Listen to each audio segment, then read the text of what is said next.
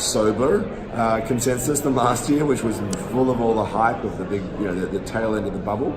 But it's kind of interesting that we're having this more sober discussion about all the developments that we're working on at the same time that the price is starting to come back, right? So there's a sort of a cautious optimism in the air. The prevailing challenges of regulation still continue to weigh on this space, and that was very clear from some of the discussions around that. And there's a lot of work that just still needs to be done in terms of bringing the community together in a way where there is less of this tribalism, less of the kind of ongoing infighting between different platforms. But it's just part of the ongoing hurly-burly of life in crypto, and there's always a sort of a certain forward motion to it all, and that's what consensus is kind of good at being. It's like a marker every year. You look at where things have gone.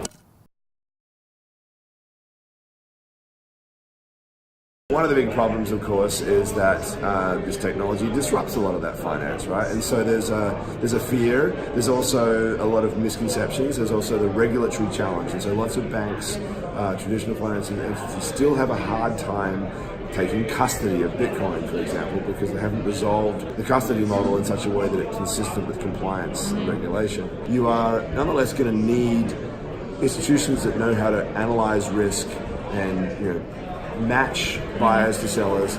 So banks that are seeing that as an opportunity. And I wrote a column about this the other day, and I'm saying, look, if they do that, though, they're going to have to start thinking about the payment vehicles that underlie that. And so stable coins would be somewhere to go, which means that a lot of these entities now that are promoting stable coins are going to need banking services. So if banks really want to make this whole ecosystem work, and they want to take advantage of the STO market, which would be to their advantage if they're crypto companies to be banked. It's a big, big problem. One of the reasons why Bitfinex and Tether had this problem. I often think that blockchain is still ultimately a back office solution, right? It's a protocol, and so mass adoption will come without us even realizing. It'll all of a sudden, it'll be at the back end of something or other that you don't even see. I don't know that calling something a blockchain app or a crypto app is necessarily going to be the thing that matters. We're just going to be using this automated, censorship-resistant ledger behind at the back end. I think the bigger question is kind of mainstream acceptance of this as being a legitimate way to manage records and to do business. And there we still have a lot of education to do. There's so many misconceptions about what it's all about.